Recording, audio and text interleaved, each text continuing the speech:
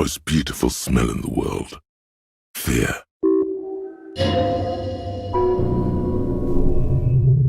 There's an old saying which goes like this: every person has one book in them, and yet the late great Christopher Hitchens is quoted as saying everybody does have a book in them, but in most cases that's where it should stay. Well, I'm a strong believer in the first part of that quote. Oh, not for books, but for everybody having a video essay and them discussing Disco Elysium.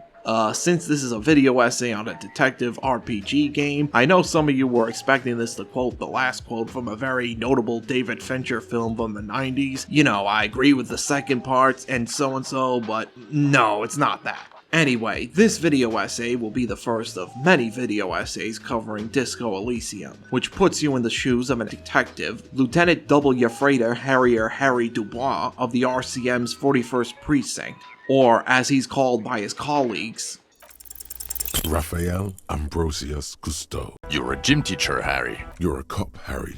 You're a real killer, Harry. You're drunk like a bum, Harry. Mr. Dubois? Harry Dubois. What's with this Dubois stuff?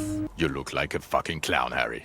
Not like a funny police officer, but like a real-life, full-time, pie-in-the-face, unicycle-riding circus employee. You've turned into some kind of nihilistic rock and roll world ender. You're a cop with pissed on his back. You're some kind of an urban scarecrow thing. You look like a fucking idiot. Harry can opener. You are a man most virtuous. The art cop.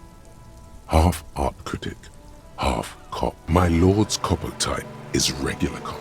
You're the sorry cop. A superstar law official. You're a big dick cop. He says disco about 20 times a day. Super cop here. Detective Dubois is, as you may know, a Mazovian socio-economist. What are you, Kras Mazov? You are the last communist. No, you're not.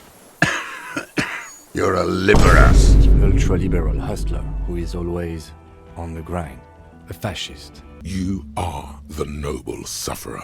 The last king's man. Dick fucking Mullen. Who do you think? Hey, tequila! New heights even for Captain Sober. Tequila. Tequila sunset. Something ominous there. You fucking asshole. You're a drunk, gunless bum. I can smell it. You are not an icebreaker, or a firewalker, or even tequila sunset. Where's your homo, homie? What? Are you fucking insane? as he tries to solve a murder behind the whirling racks and matinees in the fictional city of Revachol. While struggling with a massive hangover, his attempts to remember his past, whether he can do police work without the need for alcohol or drugs, or with, and whether or not he is able to move on from moments from his past which still haunt him. I don't think I am kidding when I say Disco Elysium is a video game which is worth writing hundreds and hundreds of video essays on, from any of the main or supporting characters, even the ones who say only 3 words, the politics of Revachol, and how each political ideology is exaggerated, and, relevant to this essay, the 24 skills you can choose to improve on to get better insight into the world and to pass white and red checks, despite all the lore and history detailing the world of Elysium being limited to 2 pieces of creative work: the novel Sacred and Terrible Air by the game's lead writer Robert Kurvitz, and, of course, Disco Elysium.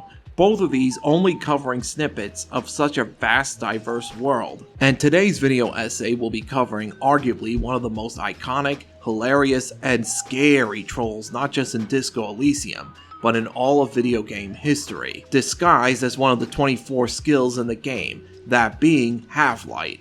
Oh fuck. No relation to the gaming franchise Half-Life. I have this really awful habit of saying Half-Light as Half-Life and vice versa. Just a heads up, in the interest of full disclosure, most of the footage captured for this video essay was done during a completed max stats playthrough on my MacBook, which requires some easy tweaking of the game's code using a text editor like Sublime Text to increase the amount of skill points you can put into your detective, along with other base game playthroughs doing a 1111 character build and a 4422 build with no tweaking of the game's code. However, since this game is an RPG, there's no right way to play the game. Although, I would argue that playing max stats would technically be the canon way to play, since we get to see Harry's mind in its absolute craziest state, but that's for another time. Before we begin, hi and welcome to the Armchair Brain YouTube channel, and please be sure to hit that subscribe button to catch video essays on video games when they drop. This year I hope to hit the 1000 subscriber mark, so subscribing while watching this video will help me even further to reach that goal, and this goes without saying, major spoilers for Disco Elysium going forward. Oh my god, yes! Never forget, the whole world's a wooden house and you're a goddamn flamethrower. Half-Light is one of the 6 skills in the Physique category in your detective skill system, along with Endurance, Pain Threshold, Physical Instrument, Electrochemistry, and, last but definitely not least, Shivers. And as you can tell from looking at their painted red-infused portraits, these 6 skills depict something having to do with your detective's physical body, and each skill has their strengths when navigating through the game's story, solving tasks, and given the state of the main character's mind at the start of the game, can either be helpful or unreliable, or worse, incredibly toxic. For example, Endurance works similarly to the psych skill Volition, except whereas putting skill points into Volition can increase your morale capacity so you don't lose your control and give up on the case, causing an early game over, putting points into your Endurance can improve your health so you don't die on the job, and maybe not have a heart attack when trying to grab that horrible necktie from your hostel room's ceiling fan 5 minutes into gameplay. Oh, and Endurance also guides you towards being the icebreaker, brother. It's time you knew the truth, brother. Electrochemistry is only interested in 3 things: sex, drugs, and alcohol. Get a load of this rock and roll cop hair, people. You lean closer to the peephole instinctively. I bet they're doing something quite unnatural. You can feel what you want to do. You want a party, don't you? One of the bottles is probably being put somewhere it doesn't belong. It's speed, man. You can literally put speed up your asshole, smoke the living shit out of it. Did you know? The living shit. What are you waiting for, man? And Shivers while working as a physical skill, in that it tunes into your body when your environment gets cold, rainy, or snowy. It is also a narrative skill, almost working paranormally, in that Shivers is the literal embodiment of the city of Revachol and can provide insight into the many neighborhoods of the city, just like how the psych skill Esprit de Corps works to provide Harry's brain with knowledge of the workings and happenings going on with his colleagues at the 41st Precinct that his amnesia-inflicted mind would otherwise have not known. Shivers works to tell Harry of what other people are doing all across the city of Revachol, from the financial district La Delta to the almost completely barren and poverty-stricken Coal City. For 300 years I have been here, volatile and luminous, made of sodium and rain. If you want me, you can find me on the beach. Dans la dernière balle. Half-Light, on the other hand, which is the last skill in the physical role in your skills menu, works sort of the same as the other physical skills, in that it tunes into your body's fear and or whether or not you should induce fear into other characters to extract information or just be intimidating. But that's not all that Half-Light is about. Anger boils up in your chest. As stated earlier, one of the many elements of Disco Elysium that makes it such a compelling piece of video game art is that because of the state of your detective's alcohol-induced mind at the start of the game, and the various paranormal and apocalyptic elements either pointed to or foreshadowed when your skills are speaking to you or to themselves in dialogue through passing passive checks, i.e. dialogue checks which are dependent on the amount of points your skills have, eventually, no matter how many skill points you put into skills to improve your character build, your skills manage to contradict one another and become unreliable in several scenes. One such example is your Inland Empire, a psych skill which works more or less the same as Shivers in providing Harry some unworldly and sometimes objectively true knowledge about the world around him no one else could possibly know, and is an obvious reference to a film by the late great David Lynch. Except whereas Shivers represents the city of Revachol and provides 100% objective insight into the city that Harry otherwise would not have known simply by staying at matinees, Inland Empire's insights go way beyond the pale and go from merely suggesting there might be something paranormal to the murder investigation to outright endangering yourself by suggesting you did the crime. And it all gets to the point where, apologies to any Inland Empire fans, I just can't trust this alien-looking guy. For example, during the Mercenary Tribunal later in the game, which we will come back to when discussing Half-Light, just to highlight how unreliable your skills get, one moment Inland Empire is suggesting you say you did the murder of the mercenary who was hanging behind the whirling in rags. You should implicate yourself. Throw yourself onto the embrasure. Chest first. And then the next moment your Inland Empire is telling you to watch out before Cody shoots you. Oh god, watch out. See also how Inland Empire tells you not to learn about the innocence of humanism Dolores Day or pick up your ledger in the trash container outside the whirling in rags so that it doesn't trigger bad memories. But then Inland Empire tells you to go into the water to have a confrontation with Dolores Day, aka Dora, aka Harry's ex. And this unreliability will show itself when we talk about our scary friend over here.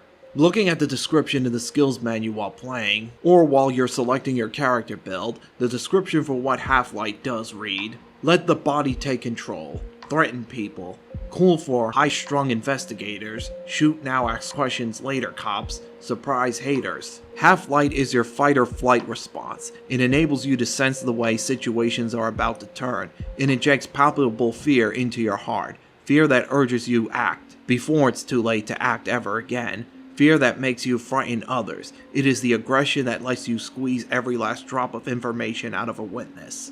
At high levels, Half-Light makes you ultra attuned to the world. It is perpetual fear, of your own shadow, of someone else's name or scent. You'll be ready, always, to pounce and physically interrogate passerby. At low levels, however, you'll find your survival instinct is lacking, and your methods are limp-wristed.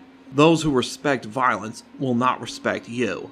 It's also worth looking at the skill portrait for a moment before moving on and examining it based on that description. Like every other skill in the Physique category, Half-Light is colored in a blood red and, like the other 5 skills, is portraying or depicting human anatomy. Endurance and physical instrument proudly show off their chests. Electrochemistry looks hardwired, either by sex or drugs. Pain threshold is holding on to dear life before dying. And Shivers is circulating all across her body, and the rest of Revachol. It's all very body-centric, which is why Half-Light is so unique amongst these portraits. It shows a small amount of chest and shoulder muscles, though with pecs not as big as Endurance. And unlike any of the other portraits, especially Pain Threshold, which depicts a skull-shaped monstrosity, Half-Light has a face. Well, sort of. There's actually a cloud of faces that start at the top right corner of the portrait.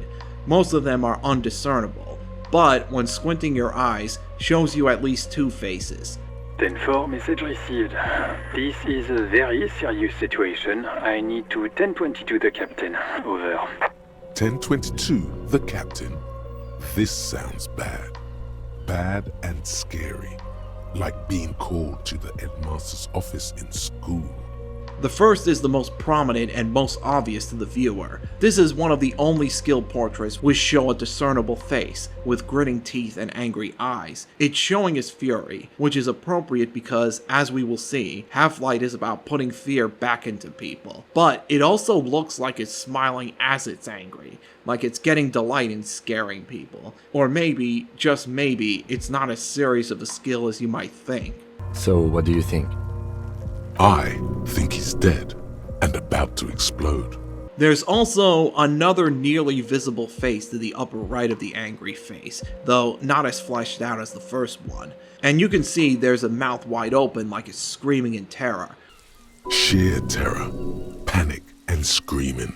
Which just so happens to be where the right eye of Half-Light's first face is. Not only does this represent the other side of Half-Light's usefulness, or uselessness, in the game. Prepare for an attack. How Half-Light, aka you the detective, can get scared, but it also represents the duality of the skill, the duality of fear. For every moment you scare someone, you might find yourself scared some other time, making you wonder if you could fully trust his ability when shit goes bad. It doesn't give a shit that you're a cop. Stop your hand now, or you're gonna die. I'm getting a really dark vibe from this. This won't be pretty. In fact, going beyond the instantly recognizable portrait, Half-Light is so iconic of a video game troll that I have to highlight 5 instances where Half-Light is at its peak troll game and where Disco Elysium's writing is at its best. I am the goddamned law, and you have to listen to me. You are all suspects in a murder investigation. It's always Cuno, never I. Clearly the kid's using the third-person perspective as a shield. Cuno, primal, violent. The option to go behind the whirling in rags to perform the autopsy on the hanged man, aka the murdered mercenary, aka Laylee, becomes available on the very first day of gameplay, and during this trek, you and your partner, Kim Kitsuaki, will meet 2 little orange-haired gremlins, Cuno S, who hides behind the fence, and the Cuno. I know he calls himself Cuno, but fuck it, the Cuno sounds better and makes it sound like he has authority in the yards at times, especially when he's bullying you. Hint hint. Also, side note, I know gamers are used to hearing the Cuno with his Final Cut voice, which is good, but I have a preference for the original Cut's voice, where his pitch is out of control. Case in point, Cuno's got this! Cuno's got this! Can't talk, pig! Shit's coming up strong! Throwing rocks! It's loving in the dick! The shit himself! The fuck does Cuno know what a rake is? Cuno's not a gardener! The fuck does Cuno know what a rake is? Cuno's not a gardener! Cuno doesn't fucking care! Get the fuck out of here, pig! Cuno doesn't fucking care! Get the fuck out of here, pig! Hey, shut up! I'm the real Cuno! Be quiet, you little I'm the real Cuno! You're testing Cuno's patience, fake Cuno? This fake Cuno is faking it! I'm the real Cuno! Get the fuck out of here with that shit! Hey! What's it trying to do to you, Cuno? Hey! Shut up, bitch! Which Cuno are you talking about? Anyway, some gamers are very fond of recruiting Cuno if Kim gets shot during the tribunal later on in the game, but I am not one of them because I hate kids. No, I'm kidding. Cuno's backstory is pretty tragic as it becomes clear that the reason Cuno is like this is because he is a product of his environment and his alcoholic father who probably has very little time left on Elysium. Don't let the quiet fool you. The beast is in there somewhere, ready to rip you to shreds with a broken bottle. It doesn't give a shit that you're a cop. Stop your hand now, or you're gonna die. The bear is trying to wake up. There's still plenty to be scared of here, just not what you thought. And despite Kim being a sort of moralist, yes, I am one of those Kim is a moral intern spy conspiracy theorists. Me? What was that? I don't want my relationship with him to go downhill and make him not trust me, since he has his camera, and that camera only has 2 shots, and the last one might be incredibly valuable. You and Kim will talk to Cuno, who is throwing rocks at the hangman, when you get behind the whirling in rags, and he will have his guard on judging from the dialogue here, revealing very little information about the murder, along with Cuno S encouraging him. At one point, he will start shrieking pretending like you're about to put your hands on him, which after hearing some rather pleasant Shivers dialogue despite the humorous situation, Half-Light will chime in on the Cuno matter with one of many lines of memorable writing. Look at his shit-eating grin. He knows there's nothing you can do to him.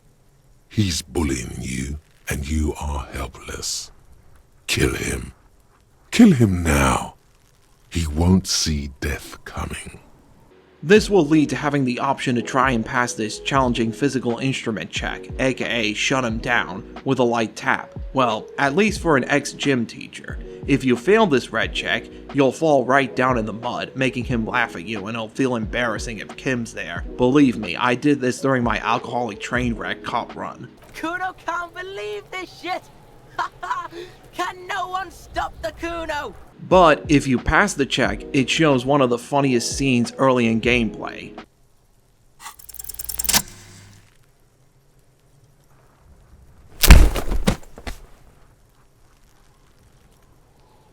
Thump. The blow connects surprisingly well, leaving your knuckles tingling. Cuno feels it. This was no light tap. What? And if you do so in front of Kim, well... Officer, you need to calm down. Get a hold of yourself. But just so I don't let this past check affect my relationship with Kim, I reload a save before running the physical instrument check, just so the Cuno punch is not on the file, and get right back to the autopsy, and checking the footprints where the hanging took place. Also, given Cuno's history with his father, it's best not to repeat the abuse, and to pass an empathy check to truly know the relationship between Cuno and Cuno S, and how she is using him while having her own troubled shadows chasing her, hence why she's far more antagonistic towards the RCM. In other words, our friend Half-Light here is wrong. Killing him is not necessary. Cuno is just another symptom of how neglected Martinez is. He may not be able to do it, but he will try. Right now, he believes he will. It's about biological determinism, natural law, the sorting of the races. Not the most popular topic nowadays, with a coalition in charge and all.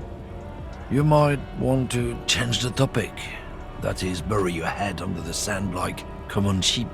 Change the topic. The way he says it makes it almost sound like a threat. During the initial 2 days of your investigation, before you can cross the bridge, you will have to interview and talk with various people in the Whirling in Rags, the Quayside apartments, and near or at the gates of the harbor. One of these people is this, fine specimen of genetics, the racist lorry driver, who is recognizable by his grotesque portrait, appropriate considering his beliefs, his widely exaggerated with a Australian accent, which is likely fake if you get to know him more, and, well, his racism, it's in the name. When you first encounter him, he and Kim will have one of the most memorable exchanges in the beginning stage of the game, and you better say the right things in front of Kim to not disappoint him. Oh boy, we're really doing this. Otherwise, apart from pursuing the fascist political quest, which I don't recommend unless you want to get achievements, he is not of any use to the murder investigation. That is, however, Joyce Messier, the Wild Reps representative sent by the company to negotiate with the Debatteurs Union, will ask you to do a side task before she tells you what she knows about the lynching. So charming. Where's the damn license?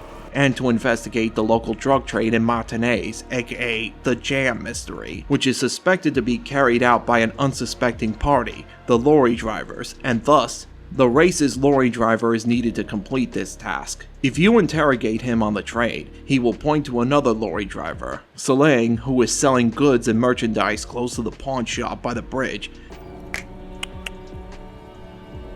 Don't shoot, officer! However, he is not involved in the trade, and says that the racist lorry driver just pointed towards him because he's a racist. So you and Kim go back to the racist lorry driver and tell him he's a lying racist, before Kim does his own intimidation towards him, pretending to be a peony of La Puta Madre, a crime boss, which you might want to stay quiet before he signals you to play the tough cop, and pass a formidable Half-Light white check, which, when passed, has our favorite troll saying this.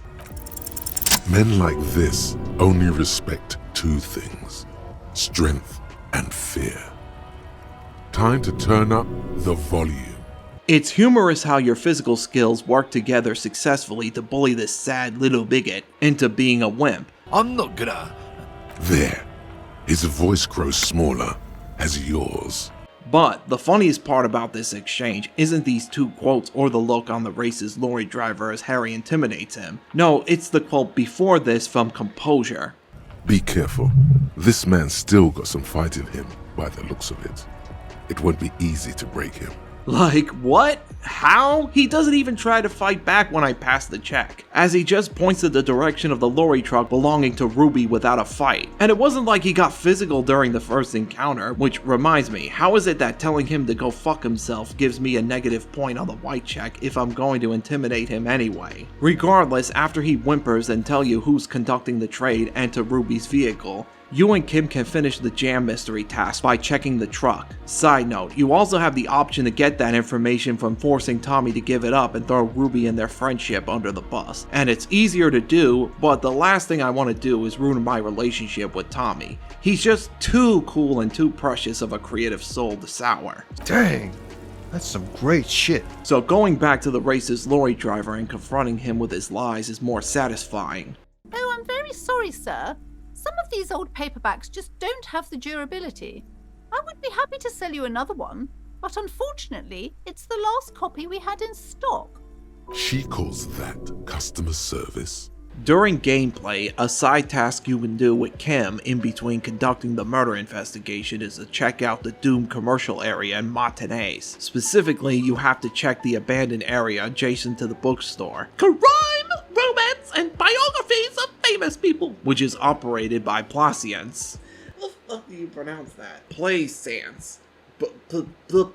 You fucking idiot. You stupid fucking idiot. Plaisance, who suspects that the place is cursed, as she will try to entice you with spells to shell out some real for books. Not so fast, Mr. Krasmazov. It's not pronounced real, it's pronounced real. It's actually worth picking up a few books, from getting your manly reading from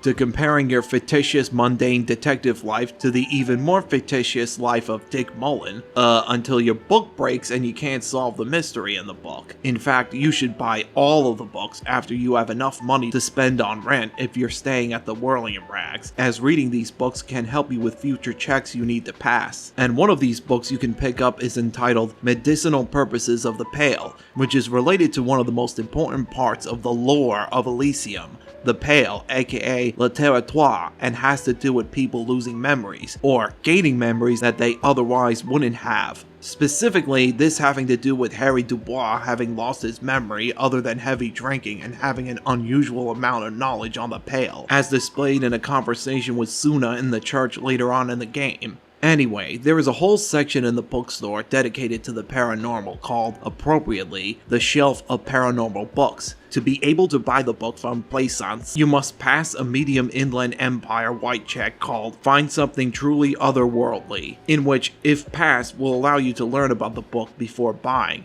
As you skim through it before buying, you learn that it offers pseudoscientific therapies for conditions by being exposed to the Pale, including taking walks through the Pale while naked, which seems counterintuitive since the Pale can negatively affect one's memories, and also who wants to see Harry's junk on the Pale? Besides maybe Kim. And after this, you'll get this exchange with your Inland Empire and Half-Light. This is exactly what you need. I don't know. I don't want to be the party pooper, but this Pale territory sounds sort of dangerous. Maybe you shouldn't walk in it naked. As I said before, Inland Empire is my least trusted skill in the game since he contradicts himself numerous times and seems to represent some of Harry's worst thoughts in several moments in the game, despite, like Half-Light, having some otherworldly knowledge. But here, Half-Light wants you to not know or even go into the Pale at all, not even just to go in there naked like the book says. And the mere fact that a skill in Harry's head is calling him a party pooper puts him at odds with another physique skill who wants the party every day, electrochemistry. Party with Miss Page 3 all the way to Disco Zero. In other words, this moment is Half-Light being scared. An uneasy knot forms in the pit of your stomach. Also, outside of the bookstore, you and Kim get to meet, or more accurately, meet again, Plaisance's daughter, Annette, as you can deduce with a composure check and see that she's biting her nails. During your conversation with Annette, you can talk about different genres of books, including biographies, and as you talk to her, well, Half-Light will chime in. But it does make the famous people more famous. They're all dogs. Yeah, he has a habit of just blurting out weird shit like mass executions. She's lying. Lying. Hey, I've got an idea on how to fix your style. Maybe you should just go fuck yourself, yeah? Ever thought of that? How could anyone forget, asshole? Ask. However, the silver lining is that these examples of Half-Light just spouting this junk in Harry's head shows that Harry has to think before speaking, if you have enough points in your skills. At the beginning of the game, you as Harry will have the option to do a side task investigating the tracks from a wild motor carriage driver using one of my favorite skills in the game, Visual Calculus, a key intellect skill, which you should consider making a signature skill if you want to successfully detect or die. but exploring visual calculus will be for another time, along with 22 other skills. Despite the answer to this side task being obvious to gamers early on, from the tire tracks near the body behind the whirling rags to the collapsed sign which is blocking the bridge on day 1, in Harry's mangled head, he's wondering, I wonder who this driver could have been. Well, on day 3, the option to cross the bridge will become available, and you can finish this side task by walking along the ice close to the bridge where you'll find the motor carriage almost completely under the sea. You won't be able to go into the carriage to investigate yet, so you will have to wait on the swings in front of it with Kim for 2 hours while the tide changes to low tide. As you wait and swing along patiently, multiple skills will say something, and hopefully you pass a medium drama red check so you can whistle a tune with Kim. But once the tide changes, you say that you can't make the mark of the carriage, and Kim will tell you it's a Capri Model 40 with the number 41 on its side. 41 for the 41st precinct of the RCM. I'm sorry, Harry. I'm so sorry. 41. Precinct 41. The solution to the motor carriage incident being that Harry drove his motor carriage into the sea while drunk, leading to Half-Light saying the funniest line in the game during this thought exchange in Harry's mind. Oh God, Harry. Oh God, Harry. What did you do?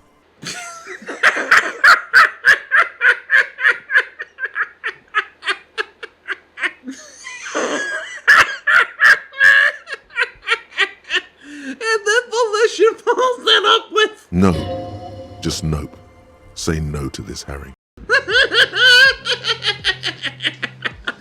Which puts the cherry on top of how tragically funny this scene is. Even now, despite Half-Light delivering arguably the funniest line that he's got in this game, Volition is still trying to keep your head up despite your fuck-up. Not only that, but this is one of the few instances where, despite Volition being your inner motivation trying to keep you positive, this is one of the few times in which Volition is slightly unreliable. In fact, he's more unreliable here than Inland Empire, who warns you this is gonna get bad, but this is for another time.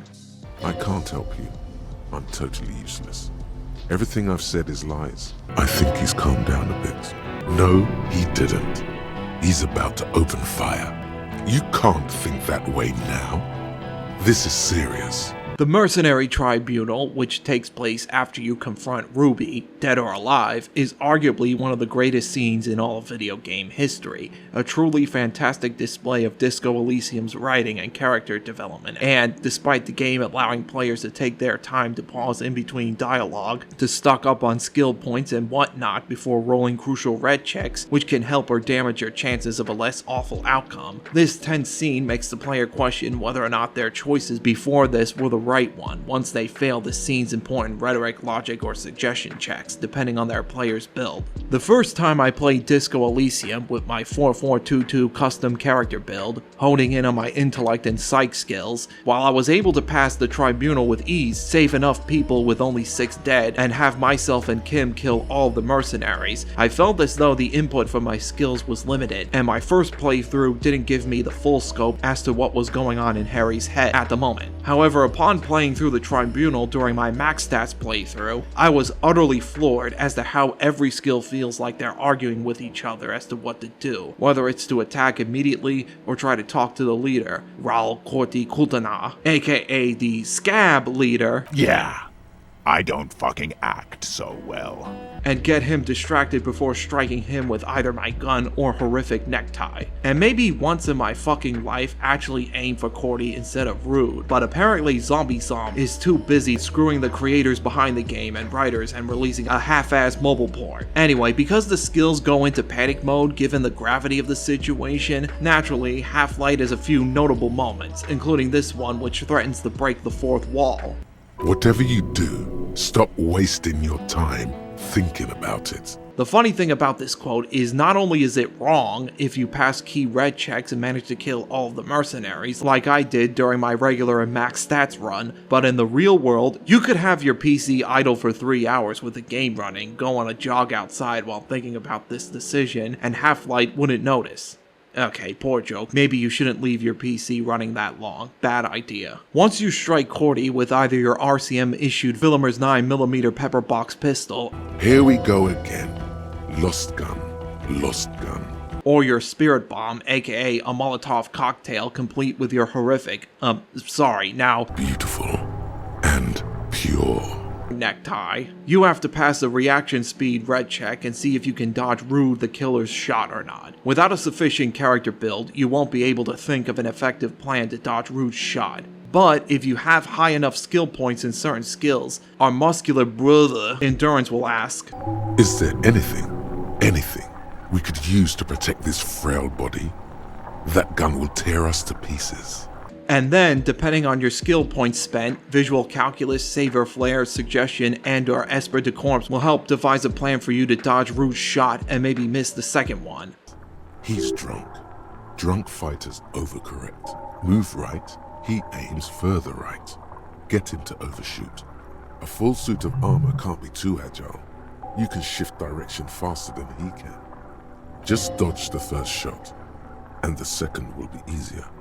Drunks are quick to anger and make mistakes.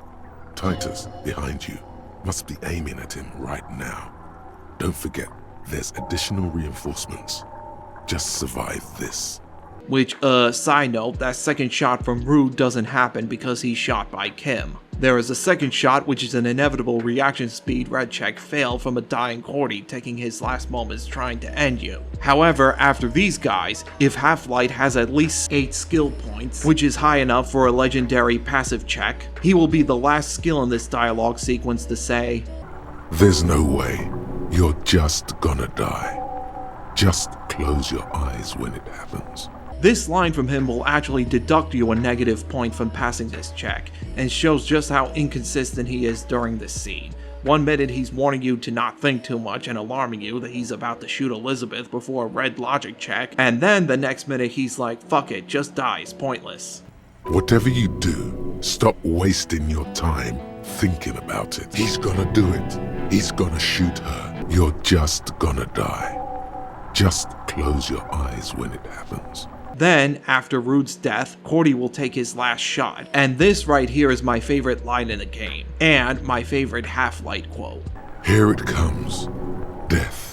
This is the best moment in the entire Tribunal scene, in my humble opinion, and again, one of the best quotes in an extremely quotable video game because of how defeated Harry sounds in his head. There are several moments where Harry is faced with life and death situations, such as him holding Kim's gun to shoot the hangman's body down and potentially pointing it at Cuno S, or the failed authority check of the Whirling in Rags where he puts Kim's gun in his mouth, and even before the investigation, the number of other times he's done this. However, in this moment failing the inevitable red check, this shows Harry accepting death, even if he's not done and wants to return to the fight. But even if he passes and his voices tell him to just accept it, at least he put his life on the line to save the Hardy Boys from the drunken, racist, vengeful Crenell mercenaries. And despite the fucking mass murder, at least the world didn't end. Time for the show. For Taola. Oh yeah, about that. Tremble. The time is now. Taola. Forewarning, this chapter contains theorizing and speculation regarding what we know about the world of Elysium according to previously published works and how Half-Light is involved. So besides the 4 political alignment quests your detective can pursue in between solving the Hangman investigation, you can also complete a number of capo-type thoughts that you can store in your thought cabinet, which can affect how other characters in the universe talk to you. Such examples include Superstar Cop, Art Cop, or Boring Cop. But the capo type that I want to talk about, which is relevant to our boy over here, is the Cop of the Apocalypse, aka the Apocalypse Cop. A countdown has begun. All will collapse on itself. The world will disappear into a single grain of blackness. All sound will be muted. All life will scream. If you have your RCM ledger in your inventory after having retrieved it from the trash container behind the Whirling in Rags, you can keep a tally as to how many times you align with certain capo types by looking at your ledger information when you check the task menu while the game's paused. And if you have said a number of end-of-the-world things to interviewees and residents of Matinees, a thought from Half-Light will circle around Harry's head, which you can click on and hear him say this. Time for the show. For Taola. Ulogu Theodos. Xino Zausin. Ipoli Osithien. Echondes Fronisin. I don't know what the Elysium equivalent of Greek is, nor do I know how Harry knows how to speak Greek. Like, we have to assume French in our world is probably the Elysium equivalent of the Revacholian language, perhaps since Half-Light brings up the Paracanassian, a reference to the first innocents who declared all people equal to God during this ranting flood. You spoke the words of the Palindropos and the houses of Pericarnassus.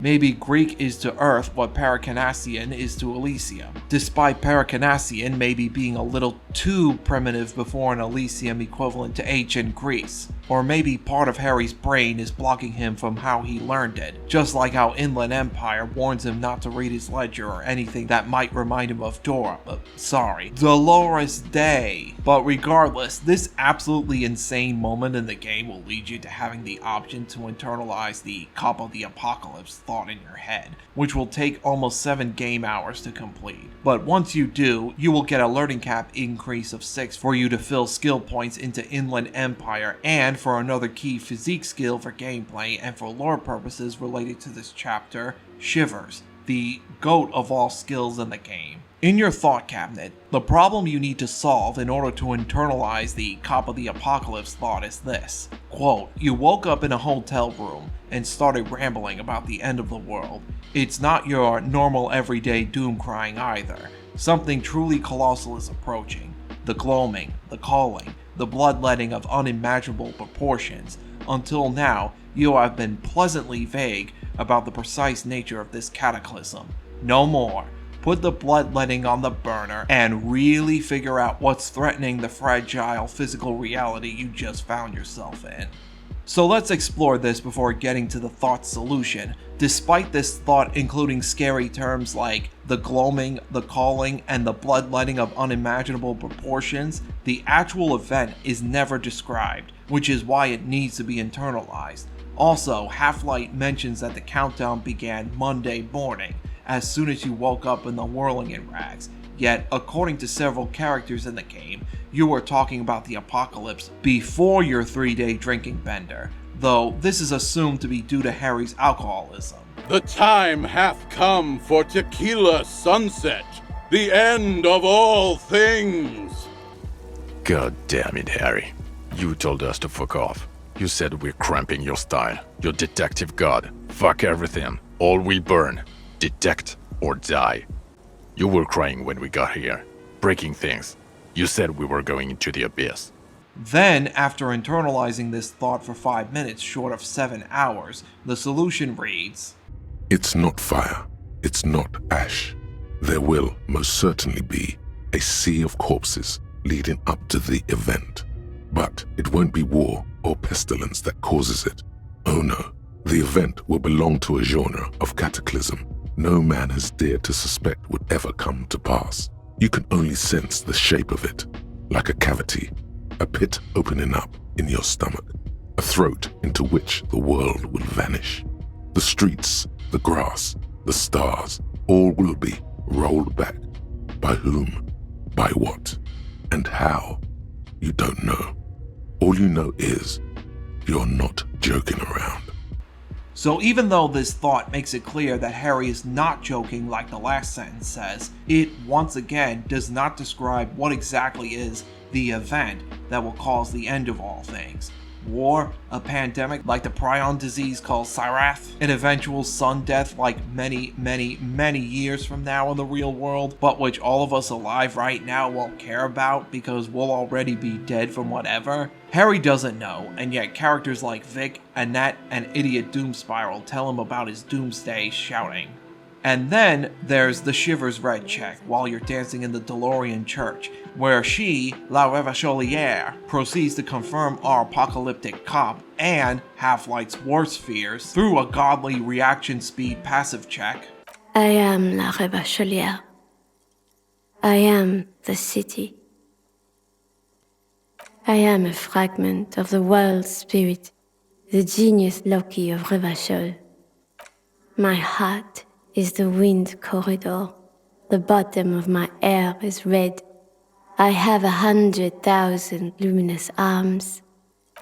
I also reside in your lungs and vestigial organs.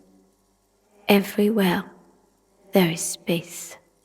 She's speaking fast because she's afraid.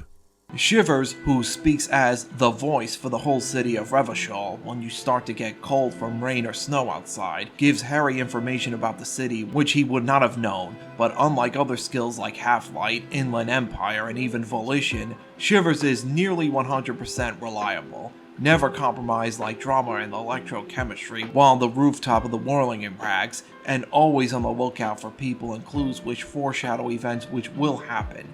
In other words, as other Disco Elysium gamers like to say, your shivers never lie. Here, during this crucial scene, she will tell Harry that an atomic bomb will be dropped on Revachol 22 years from now, if you have enough points filled in reaction speed. Death. It is terrifying. I need you to protect me from death. I cannot perish. Look at me. I cannot end. In 22 years, the first shot will be fired. Not a shot from a gun. An atomic device that will level all of me. Despite spending nearly 7 hours of Harry's time internalizing a thought about what will happen to the world, along doing other investigation and non-investigation things, it is Shivers, not Half-Light, who tells you an exact, objective answer. Whereas with Half-Light, while he's correct about the world of Elysium ending, as we'll shortly get into, most of what he says is not out of saying something that will objectively happen, but out of fear and panic. Another Shivers quote, which confirms the end for Revachol, comes from a passive check while you're across the bridge and getting the church club started with the kids at the 10. There will never be a club for anodic music here. This will be nothing. Whether this is because of an RCM raid or the church club not being as big of a hit is not entirely clear, but once again, your Shivers speak dryly and without hesitation. Because it won't matter if the church will be abandoned again. Surely gamers don't know after the game's conclusion, because Revachol will be devastated by the bomb, confirming Half-Light's rambling but worse fears. Because, amazingly, the Cop of the Apocalypse thought, the Apocalypse Capo type, the all will burn line from Harry's drunken rants, the Shivers check in the church, combined with a godly amount of points for an important reaction speed passive check telling you a bomb will drop on Revachol, and Half-Light as another personality in Harry's mangled brain, can be described as essentially canon to the world of Elysium. As, according to this video essay by man with sunglasses fanboy Jamrock Hobo, the lore of Disco Elysium. In this video, Hobo summarizes important lore information after reading a translation of the short novel written by Disco Elysium's lead writer, Robert Kurovitz, Sacred and Terrible Air, and how several elements from the book point to clues and details which give hints at events happening or are going to happen in Disco Elysium, mainly the end of the world, and how Meseric, aka the Republic of Mesk, described as the largest state in the world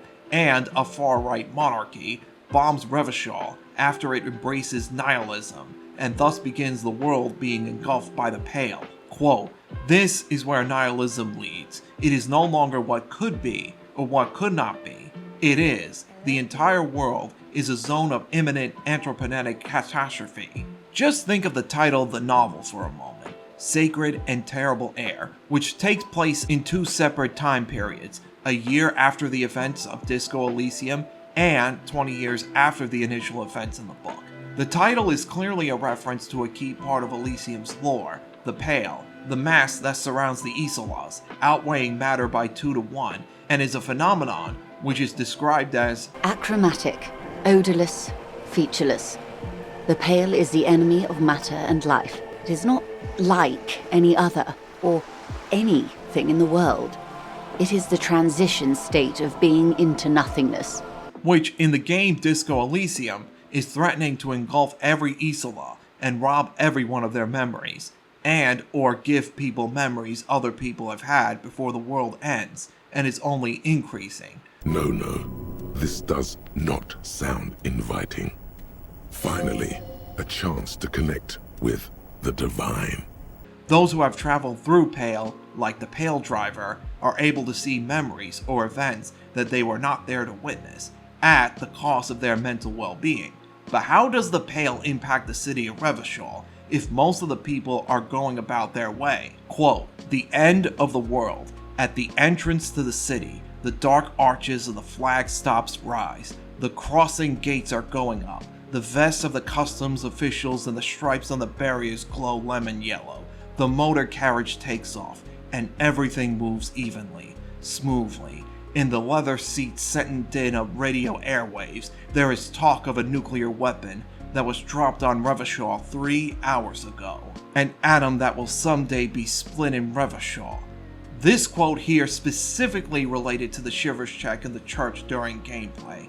But what does all of this have to do with our scary, or in this case, scared skill Half-Light? The most terrible fear. Shouldn't we and Harry not take his word if there are moments in the game in which he is shown to be quote-unquote compromised? Well, if you read the description of Half-Light in the skills menu, Half-Light is a skill worth investing skill points in if you want your detective to be ultra attuned to the world and investigating in perpetual fear. And even though Harry loses his memory before the beginning of the game, with enough points in physique skills like Half-Light and Shivers, he is still thinking about the gloaming. In this regard, Half-Light acting as Harry's fear, which helps him to stay alive, has something in common with another skill in Harry's mind. Volition. Granted, this might be far-reaching, but unlike skills like Inland Empire and Pain Threshold, which at certain times in the game say lines which could be interpreted as trying to encourage Harry to hurt himself, Half-Light and Volition are interested in keeping him alive and alert in their own different ways, even if the two of them butt heads occasionally in the game. And trying to save Revachol from an apocalyptic doom is part of that. But how can he really know for sure that the world is ending, and what does this have to do with his memory loss? One theory circulated by fans and gamers on the internet is that Harry visited the church, or the DeLorean Church of Humanity, in Martinez during his 3-day drinking bender before he lost his memory, even if he wasn't fully reminded of all the church's details before meeting Suna, the programmer at the church, who once worked for Fortress Accident, meaning he knew about its history, the shooting, and the 2mm hole in the world which the church was built around. One piece of evidence for this theory, in my opinion after thinking it over, is in early runs of the game, if you have enough skill points filled for Shivers, and you're in front of the Whirling Rags while it's raining on day 1. Without going into too much analysis into this whole thought, the summary of the scene is that the city is telling you everything that is happening. Every neighborhood in Revachol, from La Delta, Coal City, and Jamrock, the home of Precinct 41. Thus, the city trying to make Harry remember his place in the city as a police officer. We already know his Shivers informs him of his need to protect the city from the church check. A second piece of evidence points to Harry's amateur armchair entreprenetics, entreprenetics being the scientific field for researching the Pale from years ago, and his years-long interest in studying the Pale. Through talking to Suna at the church after passing the godly white logic check titled "Form a Theory on the 2mm hole in the world," you learn that Harry has known for years about this 2mm hole, and once had a discussion about it enjoying coffee and cigarettes with a friend and a woman. Who this friend is and who this woman is, he doesn't know, but electrochemistry telling you this may be Dora? Harry's theory is that the 2mm hole is the origin point of the Pale, or the Swallow, and that this is Baby Pale. The Pale is only an effect, a transition between the world, and that, which is nothing, no, it's less than nothing, as if all of Revachol never existed, and that the Pale acts as a gradient. And while humanity goes on in Martinez and throughout the whole city, the Pale metastasizes, erupting in points inside the world, including the church which surrounds the hole, and the effects of this are already happening, affecting sound like the church shaking before you start dancing, and even the intercom in front of the Doom commercial area where you call Slipstream SCA, formerly Tricentennial Electrics, and after passing a volition check, realize that she is repeating words and that this must be a recording, when maybe, just maybe, this is interference from the Pale thanks to the 2mm hole in the world. Ever since I came to work here, it's been as if my mind's been wiped clean. It's so nice. It's so nice to be able to finally forget about you. And then it hits you. Perhaps because Harry directly exposing himself to Pale intentionally, paranormal skills like Esprit de Corps, Inland Empire, and especially Shivers could be the side effects of Pale exposure, in that they have widened Harry's conscious world at the cost of remembering what came before. Harry does face some skepticism over his theory, however. Suna, while intellectually interested in hearing out Harry, points out that his theory is only a guess, and that he doesn't know that this is true.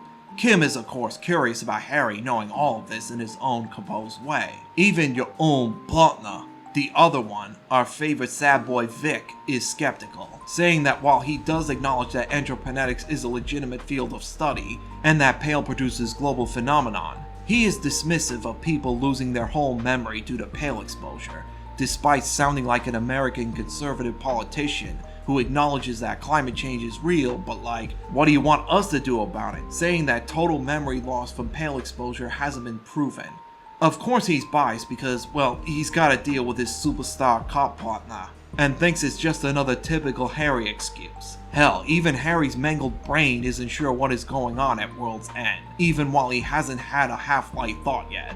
After all, the game literally begins with the words from your ancient reptilian brain, "There is nothing, only warm primordial blackness." And this nothing is not described as less than nothing, but just nothing, when the Pale is between the world and non-existence, making us question what is meant by vapor, according to Half-Light during his Ta'ola thought. Another piece of evidence is that his drinking binge before the game's events wasn't the first time he blacked out, but only this time it had effects on his memories, as Patrol Officer Judith Minot points out during the final debrief near the game's end as a retort to Vic's skepticism. But Detective Vigmer, he has blanked out before.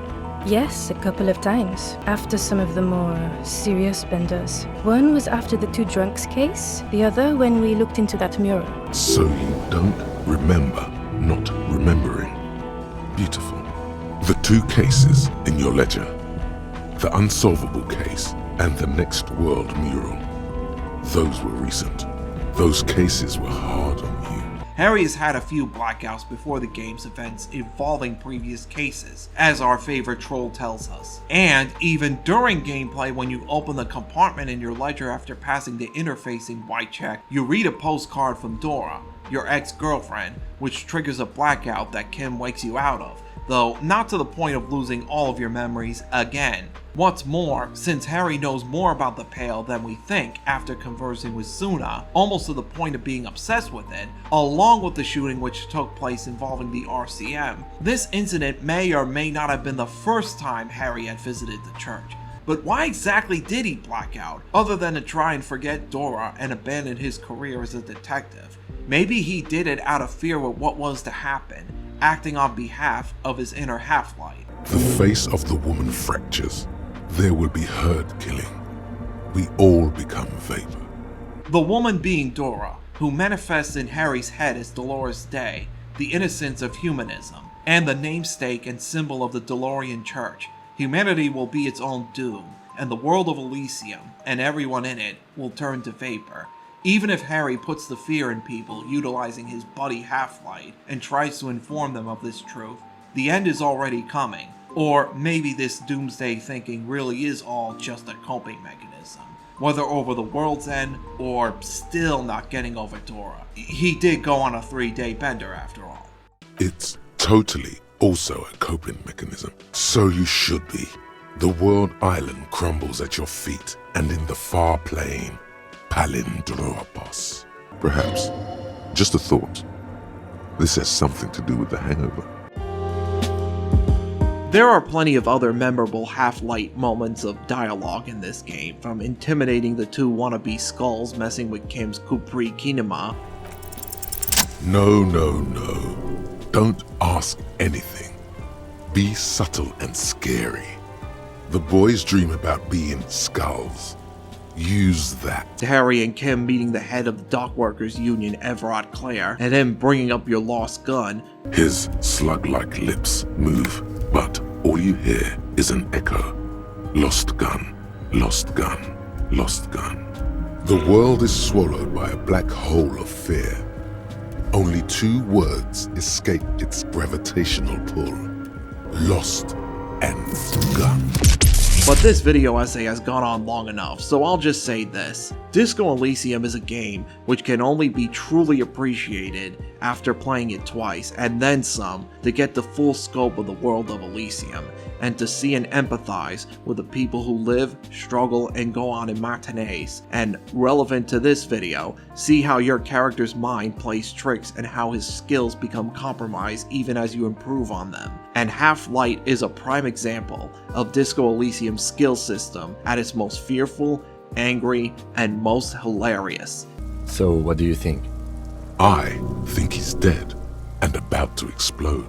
If you're strategically playing this game with certain builds, Half-Light might be a skill worth investing skill points into to pass passive checks in order to get certain memorable lines of dialogue from him, and for comedic purposes. And if you really want to see Harry Dubois become the worst possible version of himself during one of your runs, then you should consider making Half-Light your signature skill. Half-Light, like many skills in Disco Elysium, is a skill of usefulness and contradictions, from making others scared to being scared yourself. But what really elevates this skill is the writing, of course, and that's why Half-Light belongs right on the lower end of the S tier if we were ranking the skills. And no, the S does not stand for scary.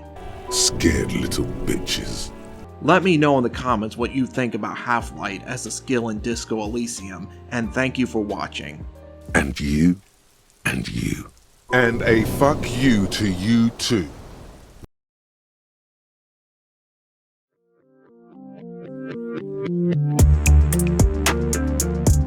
Another short video essay down. Thank you all very much for watching. If you made it this far, if you enjoyed it, please like, comment, and share elsewhere on social media. If you like what I do, please consider subscribing to the Armchair Brain YouTube channel to watch more video game video essays like this. And if you want to support me even further with video production, please consider supporting me on Patreon by checking the description below. So like I said, I hope that this video essay is the start of a recurring series on Disco Elysium, in which I discuss individual skills like Shivers, Volition, Visual Calculus, Saber Flare, Inland Empire, Espirus de Corp, and hopefully others, as well as individual characters, the political quests in the games, the lore, and that all of this culminates in one final video essay, something with the title Disco Elysium Taught Me to Love Myself Before the World Ends, or some other title that's creative and sticks out from other Disco Elysium videos on this site.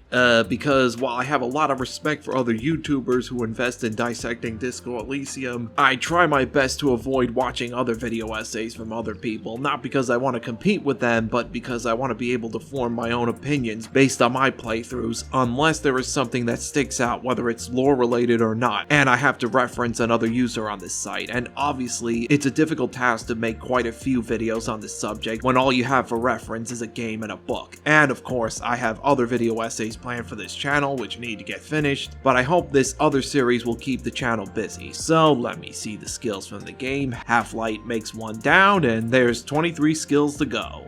Anyway, thanks so much for watching, and I'll see you next time.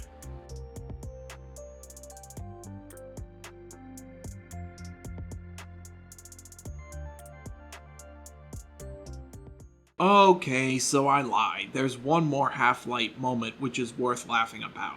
So, at the beginning of the game, you have a chance to meet Miss Orange Disco Dancer herself, or as she claims, Classe, enjoying a cigarette in the hallway at the Whirling in Rags. And after you go through a suggestion red check in which you either try hitting her with the expression while hung over, or the words have already left your mouth. What was that? And with enough points in reaction speed, you talk with her some more and learn about Revachol and what you were doing before the game's events. And after she heads back into her hostel room, you can try knocking on her door while she's showering, though she won't answer. And if you persist with at least 4 skill points in Half-Light, well, you should punch a fucking hole in it. That felt good. Everyone is a whore. Now punch a hole in the door. And once again, the real kicker here in this moment is Volition chiming in to absolutely hurt my sides. Don't.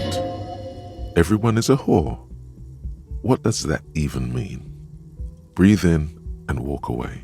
Putting aside how this Half-Light moment shows a side of Harry's impulsive anger, it always seems like Volition is there to put a cherry on top when Elysium's top troll is trying to throw off Harry. You should tell people to fuck off more often. No, you shouldn't. You're an officer of the law. Oh God, Harry. Oh God, Harry. What did you do? No. Just nope. Say no to this, Harry.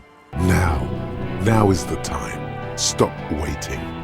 Easy now. And, funny enough, as I was working on my Five Nights at Freddy's miniseries project on this channel in between making this, I kept imagining Half-Light popping up to make a suggestion to Foxy the Pirate as he's making a dash from Pirate Cove, but I didn't know how to demonstrate this until...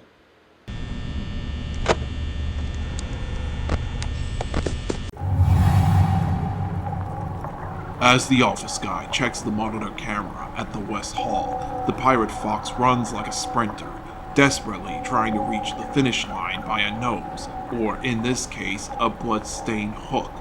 Then, as the pirate reaches the office door, it hears a scary voice in its endo-brain.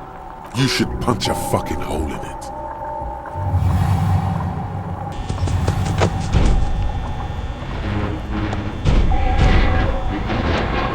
Bang, bang, bang! The door won't budge while it's shut. You hear the fox let out an angry pirate insult. This door's a whore. That felt good. Everyone is a whore. Now punch a hole in the door. Here it comes.